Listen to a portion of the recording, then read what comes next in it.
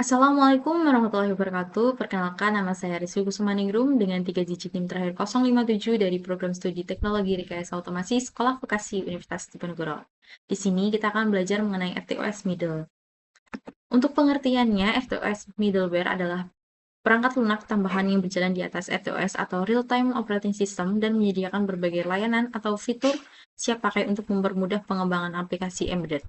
Middleware berfungsi sebagai penghubung antar sistem operasi dan aplikasi, sehingga pengembang tidak perlu membuat seluruh fungsi dari awal. Contoh layanan yang disediakan FTOS Middleware meliputi sistem file, protokol komunikasi jaringan, TCP/IP, USB, Bluetooth, Wi-Fi, serta pengelolaan SD card dan database sederhana. Dengan adanya middleware, pengembangan sistem menjadi lebih cepat, terstruktur, dan efisien. Untuk fungsi FTOS Middle, yaitu yang pertama menyediakan layanan komunikasi, yang kedua mendukung penyimpanan data, yang ketiga mempermudah integrasi perangkat, yang keempat mempercepat pengembangan aplikasi, dan yang terakhir kelima yaitu meningkatkan efisiensi sistem. Untuk ciri-ciri dari RTOS Middle, yaitu yang pertama berjalan di atas RTOS Real Time Operating System, yang kedua yaitu menyediakan layanan siap pakai, yang ketiga yaitu mempermudah pengembangan aplikasi, yang keempat yaitu mendukung komunikasi dan penyimpanan data, dan yang terakhir yang kelima yaitu bersifat modular dan fleksibel. Untuk cara kerja RTOS Middle, yaitu yang pertama, aplikasi mengirimkan permintaan ke middleware. Yang kedua, middleware memproses dan menerjemahkan permintaan tersebut. Yang ketiga, yaitu RTOS mengatur eksekusi teks dan sumber daya. Yang keempat, yaitu hardware menjalankan instruksi yang diberikan. Dan yang kelima, yaitu hasil dikembalikan ke aplikasi melalui middleware. Untuk komponen FTOS Middle, yaitu ada file system mengelola penyimpanan data pada SD card atau flash memory, lalu ada network stack, yaitu menyediakan komunikasi jaringan seperti TCP/IP, lalu USB middleware, yaitu mengatur komunikasi perangkat USB, yang setelah itu wireless stack, yaitu mendukung komunikasi Wi-Fi dan Bluetooth, dan yang terakhir communication protocol, mendukung protokol seperti MQTT, HTTP, dan Modbus. Untuk kelebihan dan kekurangan dari RTOS middleware, yaitu yang pertama untuk kelebihannya, mempercepat pengembangan aplikasi karena banyak fungsi sudah tersedia. Yang kedua itu mengurangi kompleksitas program sehingga kode lebih mudah dikelola. Yang ketiga itu meningkatkan modularitas karena setiap layanan dipisahkan ke dalam modul tertentu.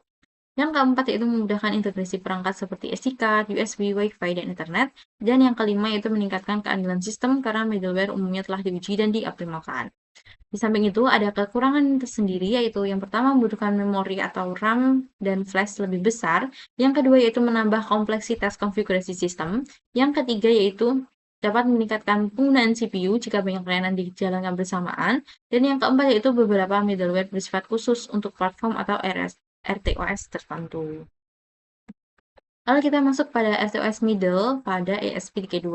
RTOS Middleware pada ESP32 adalah kumpulan perangkat lunak tambahan yang berjalan di atas Free RTOS atau RTOS bawaan ESP32 untuk menyediakan berbagai layanan seperti komunikasi jaringan, penyimpanan data, USB, Bluetooth, dan Wi-Fi. Middleware membantu pengembang membuat aplikasi lebih mudah tanpa harus mengelola perangkat keras secara langsung. Pada ESP32, middleware bekerja di antara aplikasi dan FreeRTOS. Ketika aplikasi membutuhkan layanan tertentu seperti mengirim data melalui Wi-Fi atau menyimpan data ke SD card, middleware akan mengelola proses tersebut dan berkoordinasi dengan FreeRTOS untuk menjalankan task yang diperlukan. Untuk contohnya yaitu yang pertama Wi-Fi stack, yaitu menghubungkan ESP32 ke jaringan Wi-Fi. Yang kedua yaitu Bluetooth stack, yaitu komunikasi Bluetooth klasik dan BLE. Lalu ada Lightweight IP, yaitu protokol jaringan TCP/IP. Lalu ada FastVS, sistem file untuk SD card dan flash memory. Lalu ada MQTT client, yaitu komunikasi IoT dengan server atau broker MQTT. Lalu yang terakhir keenam yaitu ada HTTP client atau server, yaitu komunikasi berbasis web. Sekian dari penjelasan materi mengenai RTOS middleware. Selanjutnya kita masuk ke simulasi praktikum. Pada praktikum RTOS middle, percobaan pertama yaitu RTOS tax. Di sini menggunakan microcontroller ESP32, lalu ada sensor DHT22, sensor suhu, lalu ada LCD I2C, dan ada juga SD card. Untuk program ini menjalankan beberapa tugas atau multitasking secara bersamaan. Yang pertama itu membaca sensor DHT22 untuk suhu dan kelembapan, lalu menampilkan data pada LCD I2C 16 kali 2 dan juga menyimpan data ke file CSV pada SD card, lalu membaca kembali isi file CSV dan menampilkannya pada serial monitor. Untuk di sini library yang digunakan, lalu sini juga ada hmm, konfigurasi atau deklarasi pin-pin yang digunakan. Untuk pin DHT itu menggunakan pin 4. Untuk tipe DHT-nya yaitu DHT22. Lalu untuk LCD I2C-nya ini alamat 0x27 dengan 16 kolom dan 2 baris. Lalu ini menggunakan pin SDA pada 21 dan pin SCL pada pin 22.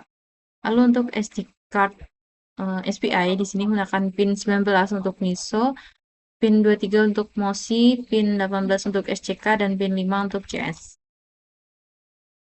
Setelah itu, uh,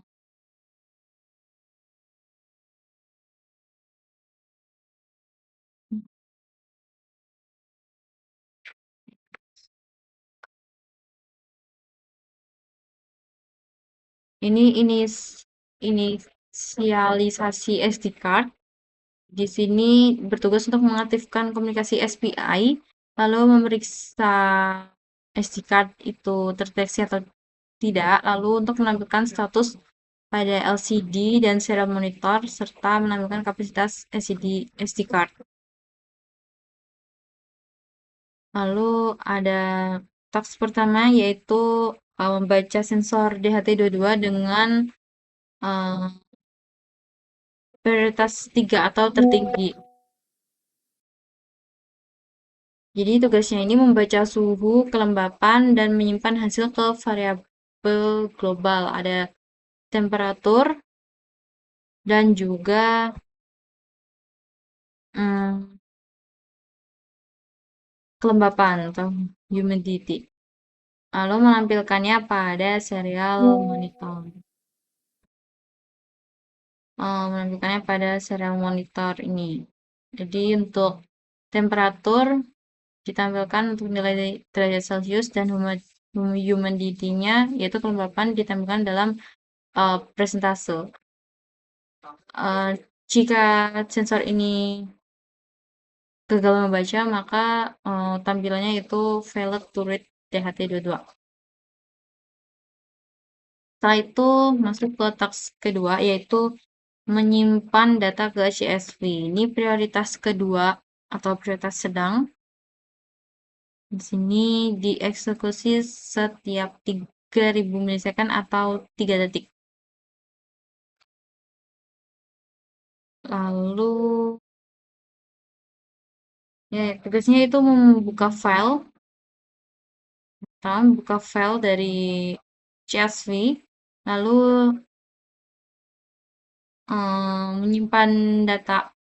menyimpan data sensor dan menutup ketika sudah selesai. Lalu untuk teks yang ketiga yaitu menampilkan data pada LCD. Di sini dieksekusi setiap 1 detik, menampilkan suhu dan kelembapan. Jadi LCD selalu diperbarui menggunakan data terbaru dari sensor setiap 1 detik. Lalu untuk teks keempat, ini teks ketiga. Untuk teks keempat nih, yaitu membaca dari isi file CSV-nya. Ini dieksekusi setiap 5 detik sekali. Jadi membuka file dari CSV, lalu membaca isi keseluruhan dari isi file dan menampilkan ke serial monitor.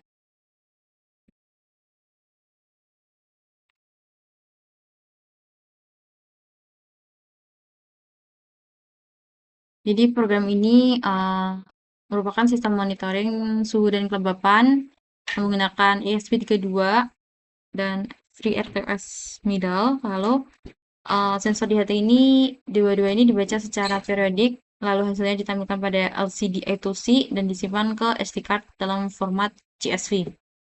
Dan dapat dibaca kembali atau untuk ditampilkan pada serial monitor. Untuk lebih lanjutnya bisa kita lihat dalam simulasinya. Oke, pada percobaan kali ini yaitu pada modul TS middle di tas pertama itu tas priority, ini prioritas dari pekerjaan. Di sini kita upload dulu. Bisa kita lihat di sini akan sukses. Nah, di sini dia akan langsung membaca dari SD card-nya. Nah, di sini terbaca SD-nya sebesar 900 dan juga untuk dari CSV-nya sendiri. Ini akan terbaca serta untuk sensor dari DHT-nya. Dan di sini untuk dari hardware yang kita gunakan yaitu kita menggunakan LCD untuk menampilkan tadi dari sensor DHT-nya. Di sini sensor DHT di SD card dan di sini SD card-nya sudah terhubung ya, teman-teman. Makanya di sini dia akan membaca dari CSV tersebut. Makanya di sini juga dia akan membaca dari LCD dari SD card tersebut yang sekitar 922 MB. Mungkin sekian dari percobaan kita. Terima kasih. Assalamualaikum.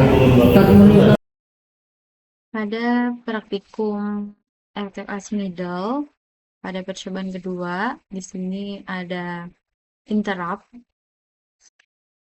Di sini pada program ini menggunakan microcontroller ESP32, lalu ada sensor DHT22 dan juga LCD I2C 16x2 push button serta LED indikator. Nah, di sini program ini berfungsi untuk membaca suhu dan kelembapan dari sensor DHT22 setiap 2 detik, lalu menampilkan hasilnya pada LCD. Lalu mendeteksi penekanan tombol menggunakan interrupt, dan saat tombol itu ditekan atau interrupt itu di-trigger, maka LED akan menyala dan LCD menampilkan pesan tombol ditekan dan juga jumlah penekanan tombol. Saat interrupt itu aktif, maka data suhu dan kelembapan itu tidak ditampilkan setelah selesai interrupt itu akan ditampilkan kembali ke data suhu dan kelembapan. Ini untuk library yang digunakan dalam program ini. Lalu di sini sudah dideklarasikan untuk sensor DHT tipe DHT22. Lalu di sini untuk liquid crystal I2C atau LCD-nya itu pada alamat 0x3F 0x3F untuk 16 kolom dan 2 baris. Lalu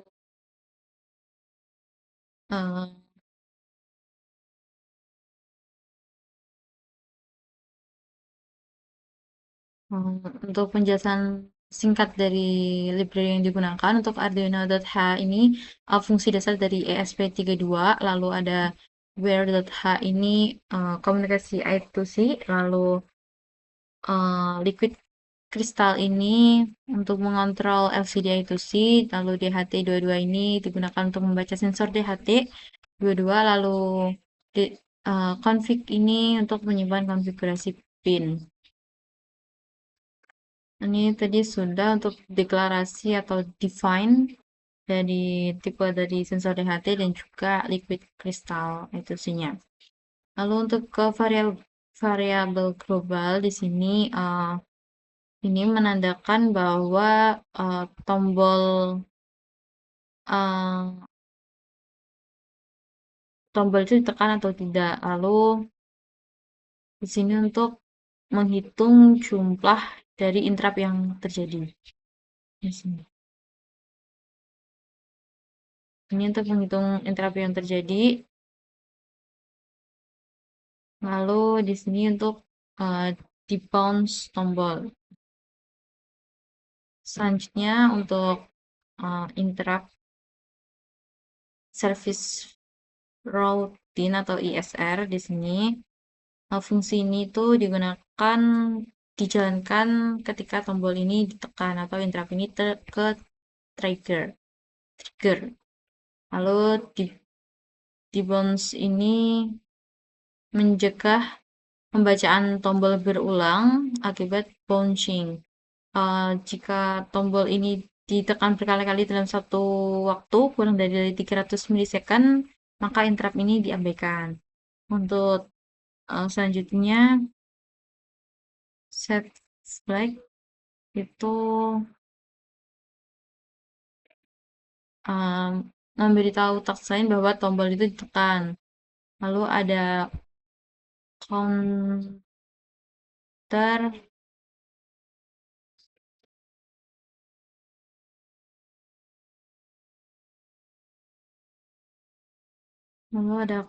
juga untuk menghitung jumlah penekanan dari tombol. Setelah itu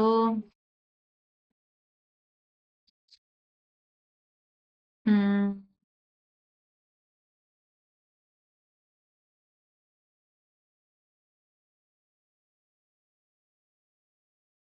ada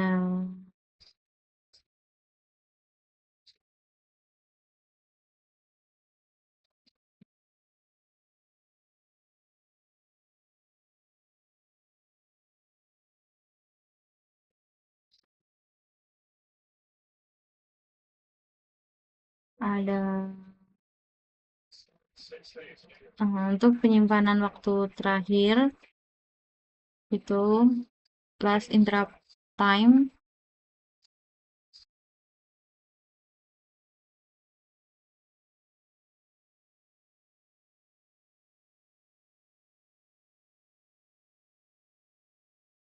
Di sini untuk penyimpanan waktu terakhir last interrupt time.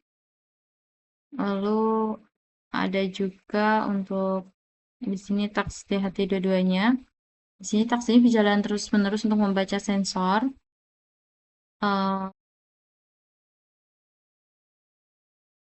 Ini ketika ini update LCD jika tombol tidak ditekan, ini akan menampilkan suhu dan kelembapan. Lalu untuk ketika task ketika sensor ini membaca ada interrupt, maka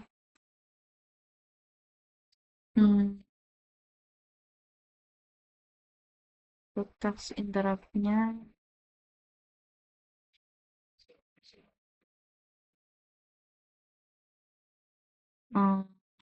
ini ketika tombol ini ditekan. Jadi ketika interrupt aktif ini dia akan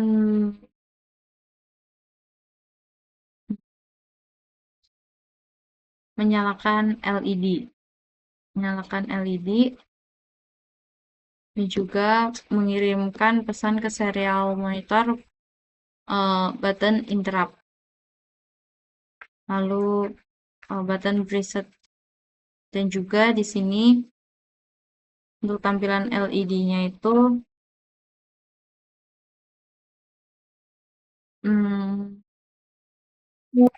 dia menampilkan beberapa kali button ini ditekan.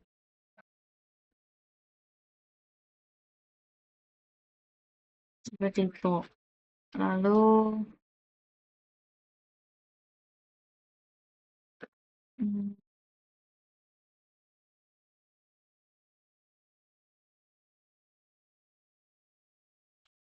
jadi untuk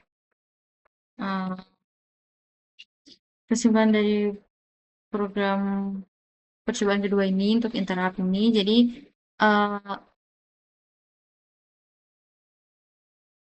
RTOS middle ini multitasking pada ISP32 di mana task DHT22 ini membaca suhu dan kelembapan dan menampil secara periodik dan menampilkan pada LCD. Lalu untuk task interrupt ini menangani event tombol secara cepat melalui interrupt dengan prioritas lebih tinggi dan menampilkan jumlah penekanan tombol pada LCD.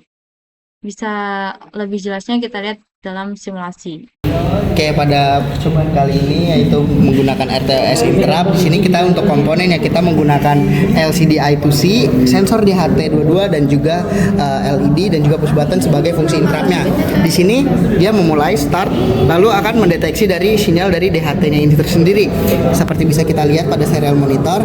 Nah, ketika tombol push button ditekan, maka LED akan menyala serta pada LCD dia akan menampilkan tulisan interrupt.